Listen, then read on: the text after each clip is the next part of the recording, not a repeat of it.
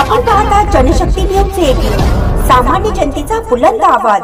देवचंद महाविद्यालय अर्जुननगर येथे संविधान दिनाच्या अमृत महोत्सवी वर्षपूर्ती निमित्त व जनता शिक्षण मंडळाचे अध्यक्ष माननीय श्रीमान आशिषभाई शहा यांच्या सुवर्ण महोत्सवी वाढदिवसानिमित्त संविधान ग्रंथ वितरण समारंभ संपन्न झाला। या प्रसंगी जनता शिक्षण मंडळाचे सन्माननीय अध्यक्ष माननीय श्रीमान आशिषभाई शहा यांना संविधान ग्रंथ शाल बुके देऊन त्यांचा सत्कार करण्यात आला।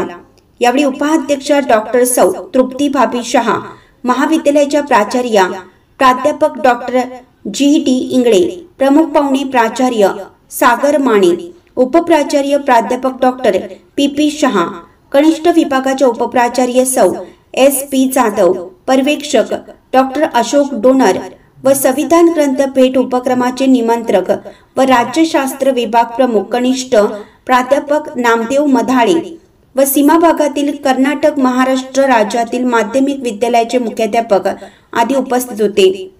उपस्थित माध्यमिक विद्यालयातील मुख्याध्यापकांना संविधानाच्या अमृत महोत्सवानिमित्त संविधान ग्रंथाची भेट देण्यात आली। कार्यक्रमाचे स्वागत व प्रास्ताविक महाविद्यालयाच्या प्राचार्य यांनी केलं। त्यांनी महाविद्यालयातील दर्जेदार आणि गुणवत्तापूर्ण शिक्षणाचा लेखाजोखा मांडताना चालू शैक्षणिक वर्षातील यशाचा आलेख मांडला व वर्षभर संविधान दिनाच्या अमृत महोत्सवानिमित्त घेतलेले विविध उपक्रम यांचाही आढावा घेतला। या प्रसंगी प्रमुख पाहुणे माननीय श्री सागर माने, प्राचार्य रयत गुरुकुल पब्लिक स्कूल कुंभोज यांनी मार्गदर्शन करताना संविधान ही एक शक्ती असून बहुजन समाजाला शिक्षणाच्या प्रवाहात आणून देशाचा एक जबाबदार नागरिक घडवण्याची ताकद त्यामध्ये असल्याचं स्पष्ट केलं। ते पुढे म्हणाले की डॉक्टर बाबासाहेब आंबेडकर यांच्यावर महात्मा गौतम बुद्ध व महात्मा ज्योतिराव फुले यांच्या विचारांचा प्रभाव असल्यामुळे त्यांनी मानवाच्या कल्याणासाठी संविधानाद्वारे देशाला एक आदर्श अशी विचारधारा प्रदान केलेली आहे।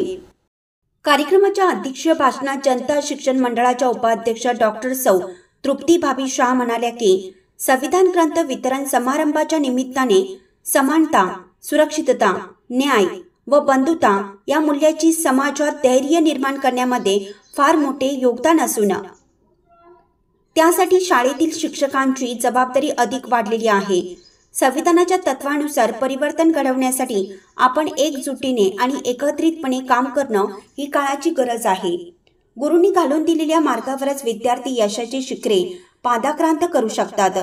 कार्यक्रमाचे औचित्य साधून प्राध्यापक प्रवीण सूर्यवंशी व प्राध्यापक तुकाराम पाटील यांनी 100 वृक्षांची लागवड करण्याचा संकल्प सोडला, तर प्राध्यापक महेश हागल दिवटे यांनी 6 खुर्च्या व एम.डी. विद्यालयास 2 गोळे हे क्रीडा साहित्य प्रदान केले। या कार्यक्रमाचे सूत्रसंचालन प्राध्यापक कृष्णामाई कुंभार व डॉक्टर सुजाता पाटील यांनी केलं, तर आभार प्रदर्शन महाविद्यालयाचे उपप्राचार्य प्राध्यापक डॉक्टर पी.पी. शहा यांनी केले। या प्रसंगी कार्यालयीन अधीक्षक श्री डी.बी. पाटील व कनिष्ठ वरिष्ठ विभागातील प्राध्यापक, माध्यमिक शाळांतील मुख्याध्यापक आणि कार्यालयीन कर्मचारी मोठ्या संख्येने उपस्थित होते। पण त्यानंतर त्या 15 दिवसांमध्ये अगदी भैयांनी सांगितलं होतं की मुंबईमध्ये देखील काय अडचण आली तर मला सांग, मी मुंबईतच आहे, राहण्याची देखील सोय होत नसेल तर माझ्याकडे ये, मी तिथं सांग। म्हणजे गेल्या 15 दिवसातला त्या कालावधीमधला हा जो एक सगळा संघर्ष होता, ज्याला यश आलं नाही, पण त्यावेळी आपलं माणूस आपल्या पाठीमागे कुणीतरी हिमालयासारखं उभा आहे ही भावना भैयांनी त्यांच्या कृतीतून दाखवून दिली। त्याबद्दल देखील भागीच्या वतीने त्यांच्या ॲब्सेंटीमध्ये मी त्यांचे मनपूर्वक धन्यवाद देतो। बोलण्यासारख्या, सांगण्यासारख्या गोष्टी खूप आहेत। पुन्हा येतोय मी संविधानाकडे।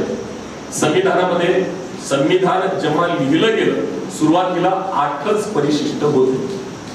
ही 8 परिशिष्ट असण्याचं कारण असं की गौतम बुद्धांनी जो अष्टांगिक मार्ग सांगितलेला आहे, माणसाकडे माणुसकीच्याच नात्यानं पाहिलं पाहिजे, सम्यक विचारांनी पाहिलं पाहिजे। त्या अनुषंगाने ही सुरुवातीची 8 परिशिष्ट होती। कलमांची संख्या आपण मोजली तर ती कलमांची संख्या, त्याचा आकडा जो येतो, हाच आकडा पुणे महानगरपालिकेनं महात्मा फुले यांच्या घराला दिलेला आहे, तो आकडा शोधला। म्हणजे अशा अनुषंगानं हे संविधान एका जातीचा पुरस्कार करत नाही, एका जातीचा कुठलाही तिरस्कार करत नाही, एका धर्माचं लांबून चालन करत नाही। हे संविधान मानव कल्याणासाठी आहे। भारतात जन्मलेल्या वाढलेल्या प्रत्येकाचं कल्याण त्या कल्याणकारी राज्याची मुहूर्तमेढ ज्यांनी रोवली ते छत्रपती शिवाजी महाराज यांचं कल्याणकारी राज्य माझ्या समोर होतं, म्हणून हे संविधान मी लिहू शकलो असं डॉक्टर बाबासाहेब आंबेडकर प्रांजळपणे कबूल करतात. त्यांच्या प्रत्येक पत्राची सुरुवात जय शिवराय करतात, जय भवानी जय शिवाजी घोषणेचा ते उल्लेख करतात. आपल्या मुकनायकच्या पृष्ठावरती संत तुकारामांच्या ओळी उद्धृत करतात. याचा अर्थ आपण समजून घ्या बंधूंनो, ज्या महापुरुषांना आपण आज जातीपातींमध्ये वाटलेलं आहे, या महापुरुषांनी केवळ मानव कल्याणाचाच विचार केलेला आहे. त्या अनुषंगानं आज जर आपण संविधानाची प्रत घेतो आहोत तर आपली जबाबदारी प्रचंड वाढते. आज शाळांमध्ये जेव्हा आपण जातो, कॉलेजांमध्ये जेव्हा जातो, आपल्यापेक्षा विद्यार्थ्यांच्या मनात जात धर्माच्या संकल्पना प्रचंड वाढल्या. यांना सम्यक विचारांचं भान देणं ही आपली जबाबदारी आहे. त्या अनुषंगानं मला देवचंद महाविद्यालय आणि जनता शिक्षण मंडळाचे लक्ष धन्यवाद द्यायचे, कारण हे परिवर्तनाचं केंद्र आहे. या महाविद्यालयानं लाखो विद्यार्थ्यांचं करिअर घडवलेलं आहे. म्हणजे जितके डॉक्टर इंजिनियर्स दिलेत तितकेच सैनिक दिलेत, तितकेच विचारवंत दिलेत, तितकेच शिक्षक दिलेत, तितकेच प्राचार्य दिले. त्या अनुषंगाने ही परिवर्तनाची नांदी आणि परिवर्तनाची पताका आपण सगळ्यांनी आपल्या खांद्यावर घेतली आणि ही पताका नेहमी डौलानं फडकवत ठेवण्याची जबाबदारी आणि भान आपण सगळ्यांनी पाळावं अशी विनंती करतो, अपेक्षा व्यक्त करतो. आणि पुन्हा एकदा माननीय श्रीमान आशिषभाई शाह यांना त्यांच्या 50व्या सुवर्ण महोत्सवी वाढदिवसाच्या लक्ष शुभेच्छा देतो.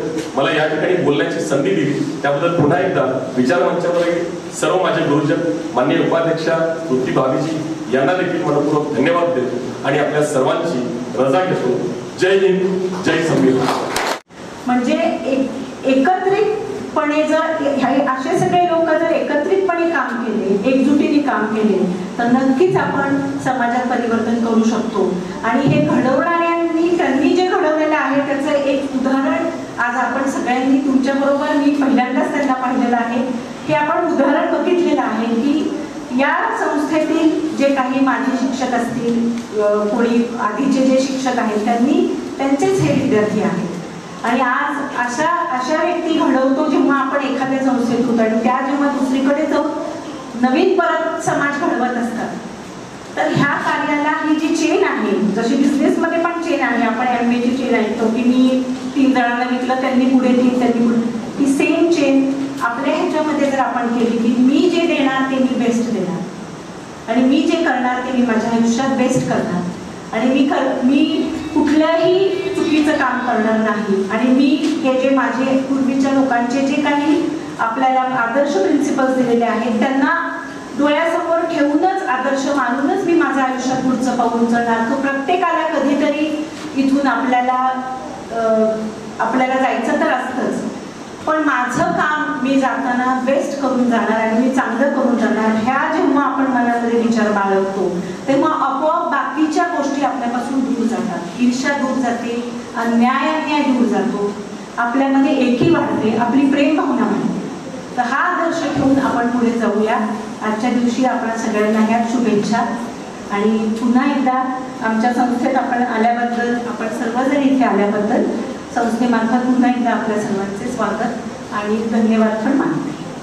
चालू घडामोडीच्या अपडेट जाणून घेण्यासाठी आपल्या जनशक्ती न्यूज 18 चॅनलला सबस्क्राईब जरूर करा, लाईक करा, कमेंट करा, शेअर करा, बेल आयकॉन प्रेस करा आणि नोटिफिकेशन मिळवा.